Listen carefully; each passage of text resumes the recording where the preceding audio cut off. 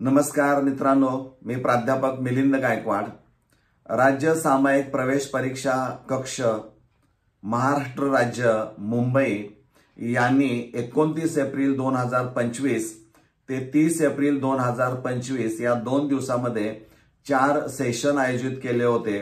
ते session CET जी होती 2025 BCA, BBA, BMS, BBM ची सीईटी त्यांनी आयोजित केली होती. या झालेल्या परीक्षेच्या अनुषंगाने साधारणतः 15 मेला एक नोटीस काढली त्यांनी की 16 मे ते 18 मे या 3 दिवसामध्ये विद्यार्थ्यांनी ज्या विद्यार्थ्यांनी परीक्षा दिलेली आहे त्यांच्यासाठी ऑब्जेक्शन ट्रॅकिंग शेड्यूल्ड किंवा रेझिंग शेड्यूल्ड आपण म्हणूया, तो 16 मे ते 18 मे असा दिलेला होता. या कालावधीमध्ये विद्यार्थ्यांनी आपले ऑब्जेक्शन नोंदवायचे होते आणि प्रति ऑब्जेक्शन हे 1000 रुपये भरायचे होते. बरोबर आहे. यानंतर आज 27 मे 2025 ला एक नोटिफिकेशन जारी केलेलं आहे. ते cetcell.mahacet.org या वेबसाईटवर तुम्हाला ते पाहायला मिळेल. त्यामध्ये त्यांनी असं म्हटलेलं आहे की ऑब्जेक्शन रिड्रेसल असं म्हटलंय, म्हणजे जे ऑब्जेक्शन तुम्ही आक्षेप नोंदवले होते त्या आक्षेपाचं निवारण केल्याचं नोटिफिकेशन जारी केलेलं आहे. या परीक्षेमध्ये जे विद्यार्थी बसलेले होते त्या विद्यार्थ्यांनी एकूण जे आक्षेप नोंदवले होते ते 151 इतके होते. त्याचे क्वेश्चन आयडी वगैरे सगळे तुम्हाला पाहायला मिळतील.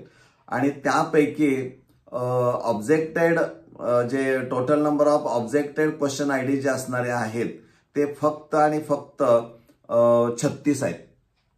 म्हणजे 36 आहेत, लक्षात घ्या. आता त्याच्या पुढची गंमत काय आहे तर एकूण 151 आहेत पैकी 36 हे युनिक आहेत. ऑब्जेक्टेड क्वेश्चन्स आयडेंटिफाईड जे आहेत ते नंबर त्यांचे पैकी 5 प्रश्न असे आहेत की ज्यांना त्याने असं म्हटलेलं आहे की 1 mark will be given to all candidates in this session. म्हणजे 2 दिवसामध्ये जे काही 4 सेशन चाललेले होते त्या सेशनमध्ये जिथं येतं एकूण 4 सेक्शन होते. कॉम्प्युटर बेसिक्स आपण म्हणूया, इंग्लिश लँग्वेज, जनरल नॉलेज आणि रिझनिंग. जिथं अडचण आली होती तिथं त्यांनी फुल क्रेडिट त्या सेशनला सर्व विद्यार्थ्यांना देऊन टाकलेला 1 मार्काचं. पण राहिलेले जे असणार आहेत 31च्या बाबतीमध्ये मात्र नो चेंज असं म्हटलेलं आहे. म्हणजे 31 प्रश्न असे आहेत की नो चेंज आहेत आणि फक्त 5 असे आहेत की जिथं त्या सेशनला सर्व विद्यार्थ्यांना 1 गुण दिलेला आहे. म्हणजे तुम्ही पैसे भरले किती याचा अभ्यास आता करा.